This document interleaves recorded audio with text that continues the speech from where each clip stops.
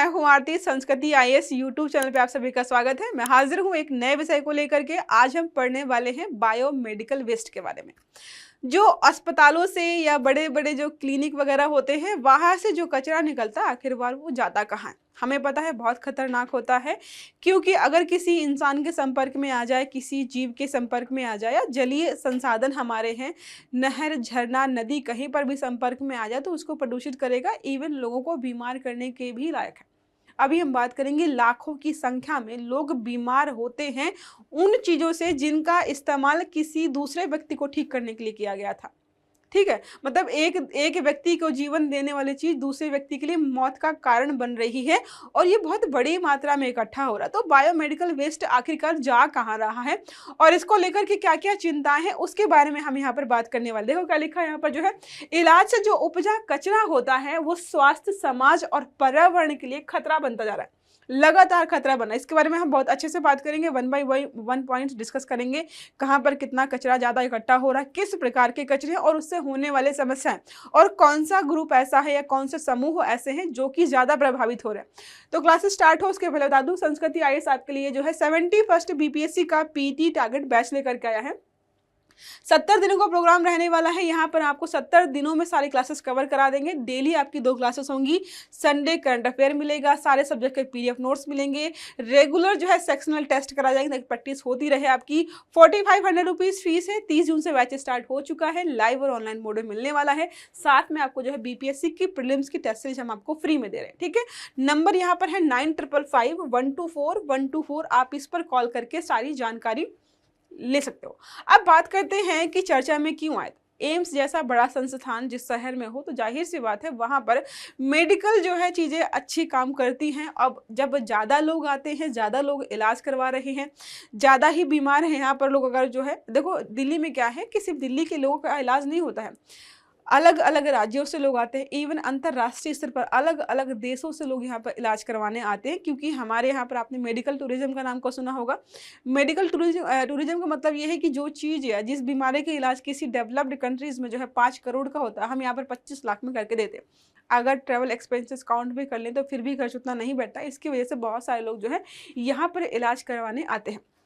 अब इतना इलाज हो रहा है तो बहुत सारा मेडिकल वेस्ट जनरेट हो रहा है, वो अब समस्या बनता जा रहा है। हमने कई बार सुना है मेडिकल वेस्ट को जो है ज़मीन पे गड्ढा करके जो है डंप कर दिया जाता है, लेकिन डंप करना भी कई बार जो है खतरनाक हो जाता है। मान लो जो है जहाँ पर डंप किया गया है उसके पास से कोई नाला गुजर रहा है, धीरे धीरे लीकेज होता है। वो जो मेडिकल वेस्ट का जो भी टॉक्सिक एलिमेंट्स है वो मिल करके जो है नदी, तालाब, नहर, झरनों में मिलते हैं, जो कि हमारे जलीय स्रोतों को प्रदूषित कर रहे हैं। वो तो हो ही रहा है, लेकिन जब खुले तौर पर खुले इलाके में बिखरे पड़े होते हैं और गरीब तबके के लोग जो है वहाँ से जो है सामान को बिन रहे होते हैं, जो कचरा इकट्ठा करते हैं, उनको कई बार कई समस्याओं का सामना करना पड़ता है। वो क्या लिखा है, हाल ही में दिल्ली के जो है ये जो भी इलाके हैं वहाँ पर जो है बहुत सारा जो है बायो मेडिकल वेस्ट जो है मिल रहा था, और उससे होने वाली जो भी दुर्घटनाएं हैं उनके बारे में हम बात करने वाले हैं।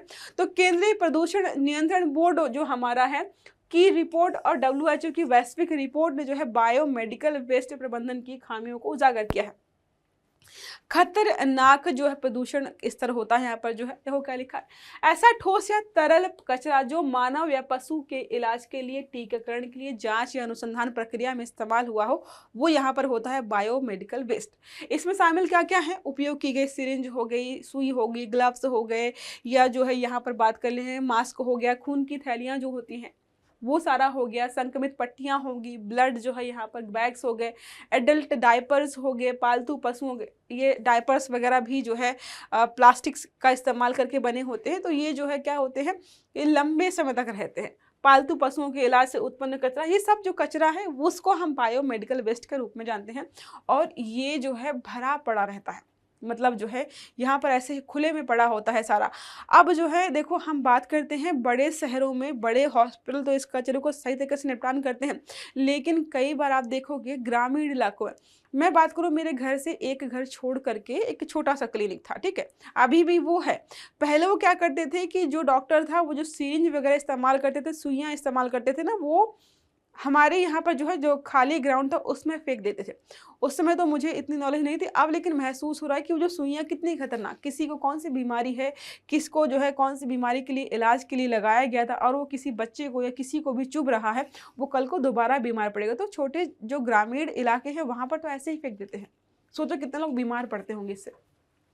अब यहाँ पर बात करते हैं उत्पादन और निपटान के बारे में कि कितना कचरा उत्पादित होता है और उसमें से कितना हम जो है उसको रिसाइकल कर पाते हैं या उसका जो है निदान कर पाते हैं। तो अब यहाँ पर देखें तो भारत में जो है लगभग जो है 743 टन जो है प्रतिदिन बायोमेडिकल जो है बायोमेडिकल वेस्ट जनरेट होता है, जिसमें से मात्र 694 टन जो है हम यहाँ पर प्रतिदिन जो है क्या कर पाते हैं, निपटान कर पाते हैं उसका। इसका मतलब जो है 49 टन जो है एक साल में अगर बात करें 17,885 टन जो है बायोमेडिकल वेस्ट ऐसे ही पड़ा रहता है जिसका निपटान नहीं किया जा पाया है।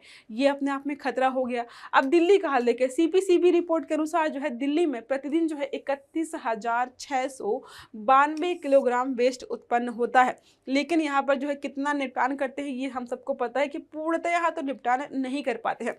अब स्वास्थ्य पर प्रभाव के बारे में बात कर, जो आर्टिकल मैंने पढ़ा था वहाँ पर पता है क्या लिखा हुआ था कि बहुत सारे लोग जो कचरा बीनते हैं मेडिकल वेस्ट वाला, उनको सुइयां चुभ गई, किसी को कुछ कांच या कुछ भी था जिससे जो है संपर्क में आया, जो है मतलब संक्रमित चीज़ थी या पट्टी वगैरह थी उसके संक्रमण में आया, कोई व्यक्ति ऐसा था जो कि स्किन इन्फेक्शन का जो है शिकार हो गया। बहुत सारे लोग ऐसे हैं जो कि जो है हेपेटाइटिस बी और जो है HIV का शिकार हुए हैं। और शिकार क्यों हुए, क्योंकि वो इस कचरे के संपर्क में आए थे। मतलब बेचारा जो व्यक्ति जो है कभी कुछ नहीं किया। अब हम सोचते हैं ना कि खान पान अच्छा नहीं होगा तो बीमार पड़ जाएंगे, बीमार व्यक्ति के संपर्क में आएंगे तो बीमार पड़ जाएंगे, लेकिन यहाँ पे क्या हो रहा है, उन दोनों को छोड़िए, ये कचरा बीनने वाले लोग जो है यहाँ पे प्रभावित हो रहे हैं। देखो लिखा है WHO की रिपोर्ट के अनुसार जो हम बात करते हैं, ये 2024 डेटा जो है 2010 से कम थोड़ा यहाँ पर है। तो HIV संक्रमण जो है 33,800 मामले क्यों हुए, क्योंकि ये कचरा बिन रहे थे। असुरक्षित इन्फेक्शन के कारण यहाँ पर जो है असुरक्षित इंजेक्शंस के कारण, जो नॉर्मली जो है कचरे में जो इंजेक्शंस वगैरह खुले तौर पर फेंक देते हैं, उनको जो है आई थिंक डिस्पोज करने की कोई प्रणाली होनी चाहिए कि भाई कोई रैपर है पैक, उस पर पैक करके फेंको इनको। हेपेटाइटिस बी के 17 लाख मामले, हेपेटाइटिस सी के 3.15 लाख मामले। ये सारे मामले क्यों आ रहे हैं, सिर्फ और सिर्फ इन इंजेक्शंस के संपर्क में आने पर। उन बेचारों को कोई गलती नहीं है। कचरे के संपर्क में आने वाले जो है रैग पिकर्स में संक्रमण, रैग पिकर समझ रहे हो, कचरा बीनने वाले जो लोग होते हैं, चक्कर, त्वचा रोग, सुई चुभने की घटनाएं आम हो गई हैं। ये सारी आम बात है। देखो इनको जो है 300 रुपये प्रतिदिन पर कचरा बीनना होता है और उसके बदले जो है लाखों करोड़ों रुपए की जो है यहाँ पे बीमारी लेकर जाते हैं बिना सुरक्षा उपकरणों। जब डॉक्टर्स कई बार जो है सुरक्षा इक्विपमेंट्स का इस्तेमाल नहीं करते, सोच लो जो 300 रुपये में काम कर रहा है उसको क्या ही सुरक्षा इक्विपमेंट्स देंगे, तो ये लोग ऐसे बीनते हैं और कई बार जो है इस प्रकार की घटनाओं का शिकार होते हैं। अब यहाँ पर यह है कि सिर्फ एडल्ट ही काम नहीं करते हैं, कई बच्चे भी जो है इस प्रकार का काम करते दिखाई देंगे आपको। जो भी जो है झुग्गी झोपड़ी में रहने वाले लोग होते हैं वो यहाँ पर बच्चे भी काम करते हैं, वो बच्चे भी इस प्रकार की बीमारियों को शिकार हो रहे हैं, जो कि अपने आप में चिंताजनक बात है। अस्पतालों व घरों से उत्पन्न वेस्ट, तो ऐसा तो है नहीं कि सिर्फ डॉक्टर्स वगैरह ही जो है इंजेक्शंस वगैरह इस्तेमाल करते हैं, पट्टियाँ वगैरह करते हैं, वो कचरा फैलाते हैं। कई बार आप देखोगे अपने घरों पे भी जो है लोग जो है बॉक्स वगैरह सारा सामान रखते हैं जिसमें सिरिंज वगैरह भी होती हैं, पट्टियाँ वगैरह भी होती हैं, सारा सामान होता है। इवन जो घर पे अगर पेट्स वगैरह है उनके इलाज के भी सामान यहाँ पर घरों पर होते हैं, वो सब यहाँ पर जो क्या होता है वेस्ट के रूप में जनरेट होता है। और इसको सही तरीके से जो है अब हॉस्पिटल वाले कर भी दे, लेकिन जो घरों पर इलाज करते हैं ना, अपना इंजेक्शंस लगा लिए, दवाइयाँ, अगर इंजेक्शंस की बात छोड़ी तो दवाइयाँ जो एक्सपायर हो जाती हैं उनका क्या होता है, वो ऐसे डंप कर दी जाती हैं कहीं बड़े बड़े इलाकों में, और वो जब लीक करती हैं तो वो हमारे जलीय स्रोतों को, पर्यावरण को, इवन जो है जीवों को प्रभावित करती है। देखो लोग करते क्या है, लोग यहाँ पर सामान्य कचरे में डाल देते हैं इनको।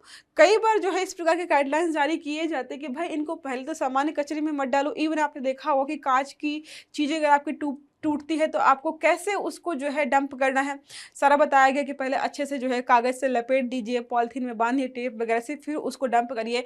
क्योंकि जो जहाँ पे हम कचरा फेंकते हैं वहाँ पर जो क्या होते हैं कि जो जानवर होते हैं, खासकर गाय वगैरह कचरा खाती रहती हैं, और काँच का सामान जो होता है उनको तो नहीं पता है ना इसको नहीं खाना है, और उनके मुँह वगैरह कट जाते हैं तो वो डैमेज होता है, उसको भी मना किया गया है। सब चीज़ें हैं लेकिन फिर भी लोग फॉलो नहीं करते। अब बात करते हैं कानूनी और यहाँ पर जो है नीतिगत पक्ष क्या है, तो एनवायरमेंट प्रोटेक्शन एक्ट हमारा 1986 का है। अगर इसका उल्लंघन करेंगे तो जेल और जो है यहाँ पर जो है जुर्माने का प्रावधान है। बायोमेडिकल वेस्ट मैनेजमेंट रूल्स 2016 के हैं हमारे यहाँ पर। घरेलू मेडिकल वेस्ट को सामान्य कचरे में डालना मना किया गया है। सभी क्लिनिक्स जो भी हैं उनको है कि common biomedical waste treatment facility से जुड़ना होगा कि भाई आपका कचरा यहीं पर जाना चाहिए। जो हरी भरी आती है ना जो कचरा निकाल गाड़ी वाला, वहाँ नहीं देना है, ठीक है। आपको जिला स्तरीय मॉनिटरिंग जो है कमेटियां का गठन अनिवार्य किया गया है। अब उपचार की प्रक्रिया क्या है, तो यहाँ रंग के आधार पर जो है, जैसे हमारे यहाँ पर नीला डिब्बा और ब्लू कलर का डिब्बा होता है ना कि गीला कचरा सूखा कचरा, तो यहाँ पर मेडिकल वेस्ट के लिए भी अलग अलग कलर के डिब्बे होते हैं। पहला यहाँ पर है येलो बिन, ब्लड बैग्स वगैरह है, संक्रमित कपड़ा है, जो है इंसिनरेशन जो भी होता है ये सारा इस पर डालते हैं। इंसिनरेशन मतलब है उच्च तापमान पर जलाना पड़ता है ऐसे जो है चीज़ों को जो कि बहुत हाईली जो है टेम्परेचर हाईली संक्रमित है या जिनको नष्ट करना मुश्किल है। रेड बिन होता है, ग्लव्स हो गया, ट्यूबिंग्स वगैरह हो गया, आपके ऑटो जो है क्लेव हो गए, श्रेडिंग्स हो गई, डिसइंफेक्शन ये सब किया जाता है यहाँ पर। जो है ब्लू बिन होता है कांच की वस्तुएं, तो कांच की वस्तुओं के लिए क्या होता है, ब्लू बिन होता है, उसमें डालना होता है आपको। साफ आइटम्स वगैरह जो होते हैं, जो है पंक्चर प्रूफ कंटेनर्स हो गए, दफन या जो है कंक्रीट में संलग्न, ये सारा है जिसके माध्यम से जो है इनका निपटान किया जाता है।